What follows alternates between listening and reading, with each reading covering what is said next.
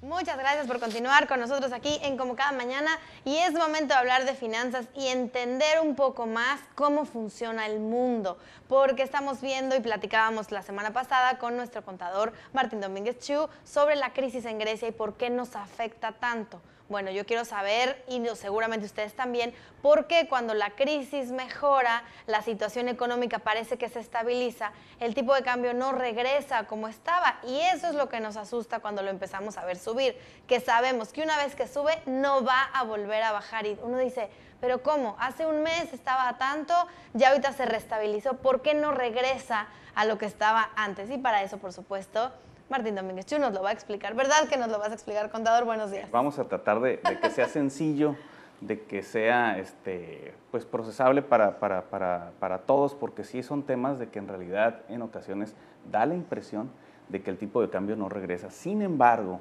hace muchos años que ya el tipo de cambio no está regulado por un organismo central. En los 70s, por ejemplo, cuando se dio aquella devaluación del 12.50 al 20 por 1, era un banco central que lo estaba moviendo. Ahora ya se dejó meramente a la oferta y la demanda el tipo de cambio.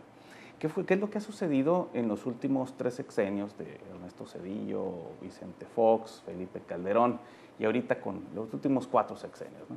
Lo que ha sucedido es de que, si bien es cierto, ya México se encuentra en otro nivel de economía, ya no está en aquellos niveles de inflación escandalosos, de que de un día de 70 por 1 se iba a 120, como sucedió en el sexenio de Miguel de la Madrid, se ha tratado de mantener constantemente un tipo de cambio adecuado, tratando de tener unas finanzas sanas, tratando de que cuando el tipo de cambio a la oferta y la demanda se vaya deslizando, el Banco de México ofrezca dólares que tiene la reserva para poder frenar un poquito ese desliz, ¿no? Y con esas reservas que sacas, ¿no? Precisamente por eso son reservas, ¿no? Para en un momento determinado sacarlas, ofrecerlas en el mercado, se compran y se vendan esos dólares y entonces tu peso se fortalece. Pero, ¿qué es lo que ha pasado? Aparentemente no se ha recuperado, sin embargo, en el sexenio de Felipe Calderón llegó a estar el tipo de cambio hasta 14 por 1. Llegó a subir de 9 a 14 por 1. Y sin embargo, tuvo síntomas de recuperación en la oferta y la demanda. ¿Por qué? Porque se hicieron algunas situaciones importantes. Mientras que el mundo entero en el 2008 iba hacia una baja de economías, la economía mexicana se pudo mantener.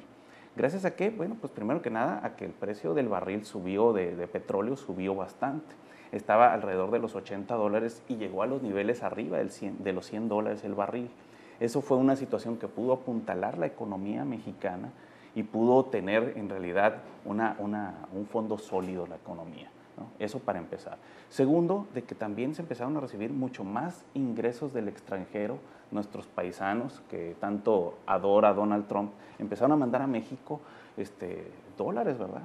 Hacia sus parientes, y todo eso ocasionó que hubiera una mejoría. Eso desde tiempos de Vicente Fox, en aquel entonces el secretario de Hacienda se dio cuenta de que era un ingreso importante que no habían tomado en cuenta y que sin embargo era un ingreso importante de divisas a México.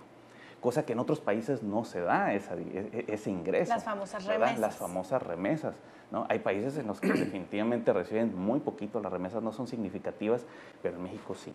Entonces esas son situaciones importantes, aparte de que la economía estaba en un estado muy indeleble comparado con la economía mundial. México en ocasiones ha hecho la tarea, y no digo siempre, en ocasiones ha hecho la tarea en materia económica, pero sin embargo la falta de seguimiento es lo que en ocasiones estas condiciones económicas no se den, ¿verdad? Sin embargo, ahorita, ¿qué es lo que viene afectando? Bueno, la semana pasada hablamos de la crisis de Grecia.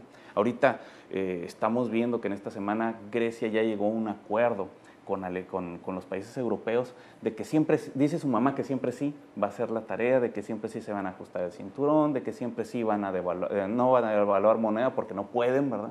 Es un techo el que está, pero sí van a aumentar el impuesto sobre el consumo, o sea, van a hacer una serie de medidas que en realidad no quieren hacer, ¿verdad? Pero lo van a tener que hacer. ¿Por qué si lo van a hacer? Nosotros difícilmente vamos a ver el dólar de nuevo en 14, en 14.50, menos en 13.50 que el año pasado lo vimos en 13.50. ¿Por qué no vuelve a esos rangos? Porque el gobierno no está haciendo la tarea. Situaciones como la que sucedió en este fin de semana, la famosa fuga del Chapo Guzmán, son situaciones que en realidad mueven los mercados. Como cuando lo atraparon, los mercados se estabilizaron. Y ahorita que se fuga, y la vez anterior que se fugó, los mercados se mueven. ¿Por qué? Porque lo consideran un criminal de importancia. Entonces, estas situaciones, cuando no es Juana, es Chana, con las situaciones que suceden. Cualquier situación en materia política, en materia social, en materia de seguridad pública, desestabilizan los mercados económicos. ¿Qué sucedió aquí en 1994, cuando desgraciadamente en esta ciudad sucedió el asesinato del licenciado Luis Donaldo Colosio, candidato presidencial por parte del Partido Revolucionario Institucional? Los mercados se iban a desestabilizar grandemente. ¿Qué fue lo que hizo en aquel entonces el secretario de Hacienda, Pedro Aspe? Inmediatamente, antes de dar la noticia de que el licenciado Colosio había muerto, ya habían arreglado en todas partes de que no se desestabilizaban los mercados. ¿Por qué? Porque eso era a lo mejor más importante en aquel entonces para ellos, para el país, para una cierta situación económica, anunciar que los mercados estaban estables antes de anunciar la muerte del candidato. A ver, Martín, para que podamos entenderlo aún mejor, los no muy letrados en este sentido, finalmente el costo del dólar depende de la cantidad que nuestro país tenga de dólares aquí en sus reservas y circulando, ¿no? ¿Sí estamos correctos? Sí, porque no lo puedes tener en oro. O lo pudieras sí, tener en oro. Pero ya sí lo puedes tener, claro, ¿verdad? Pero ya no se hicieron. ¿Por qué? Porque el dólar era una manera más práctica, más significativa, en lugar de tener reservas de oro. ¿Por qué? Porque Estados Unidos es el país que sí tiene sus reservas en oro y tú los guardas en dólares. Se supone que hay oro que va a responder por esos dólares. Bueno, pero desde el 71 ya es dinero fiduciario, ¿no? Ya no tiene respaldo de oro ningún billete de dólar. De hecho, el Departamento del Tesoro lo dice, ¿no? Que es únicamente un juego de confianza. El dinero, los dólares no valen absolutamente más que el valor del papel. Así es, más que el valor del papel. Y aparte de que ahora las economías, ¿tú te acuerdas en los años 70 cuando nosotros estábamos en la escuela que nos decían que las economías eran pues, la capitalista, la socialista, los países en desarrollo? Sí. En los 80 todo eso cambió, en los 90 volvió a cambiar. ¿Por qué? Porque luego de repente se cayó el muro de Berlín y entonces la posición del mundo fue diferente. En los 90 se deshizo la Unión Soviética y fue una posición económica diferente. Los países que tienen ahorita mayor potencial de consumo son los países que pudieran tener una economía importante. Y llámese países que hace 30 años nunca te imaginabas que China, que la India, que Brasil pudieran tener ese potencial económico, porque ahorita tienen mucha gente que potencialmente consumen. Y entonces está en un intercambio de economía y de consumo, eso te fortalece, pero no lo es todo. China ha tenido una economía de consumo, pero no tiene una economía con una industria avanzada, con un producto que te pueda respaldar, como lo puede ser petróleo, como puede ser metales preciosos, como lo pueden ser otras cosas que en realidad sí te respaldan. Y entonces tienes que tener una economía como Estados Unidos, que la tiene balanceada, o más balanceada que se puede, ¿verdad? Porque tampoco las economías, no hay en el mundo ahorita una economía perfecta o una economía que digas, estos son los número uno por estas razones, porque al ratito salen el número dos que es diferente. China lo que ha tenido es en realidad una burbuja, una economía de ciencia ficción, que cuando de repente los mercados empiezan a variar, la economía china se está desfundando prácticamente.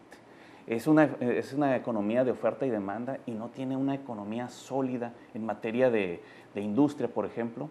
Ellos están adquiriendo ahorita muchísimas maquiladoras de alrededor del mundo que se fueron de lo largo y ancho de América Latina y que sin embargo el producto chino no es bien aceptado.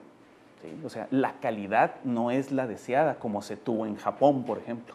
Japón fue un país que llegó a ser importante en materia de calidad, ¿verdad? Y sin embargo China no lo ha sido así. Aparentemente los índices de desempleo en China están bajando, pero ¿qué tipo de empleos te estás dando? Gente que gana alrededor de $1 por día.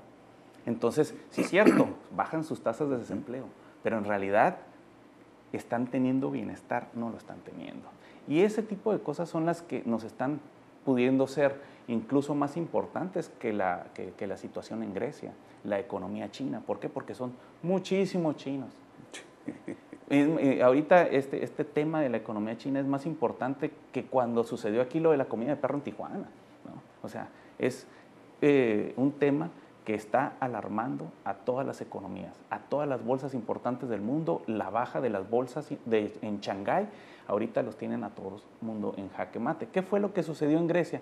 Que fue una cortina de humo más política que en realidad económica. el miedo de los países europeos de que Grecia se saliera y fuera el precedente de que los demás países empezaran a salir, ¿no? Con la economía, que ya sabemos que España tiene una economía en crisis desde hace muchos años, que tiene altísimas tasas de desempleo, al igual que Grecia. Grecia tiene una tasa de desempleo actualmente del 25%, al igual que en España, cuando en Alemania tiene solamente un 5%. Entonces tiene 5 veces más desempleo que la tasa normal en los países europeos. Eso es precisamente por la migración. O sea que nosotros aquí en Baja California estamos muy bien, ¿no? Con nuestra tasa de desempleo. Pues comparados a nivel mundial. De muchos. Pero sí, esa es la situación por la cual en ocasiones el ambiente macroeconómico influye muchísimo más y que de repente dices, oye, pues no nos vamos a recuperar nunca. Créeme que las expectativas son de recuperación. El problema es cuando no tenemos crecimiento económico. Entonces los países de alrededor empiezan a desconfiar.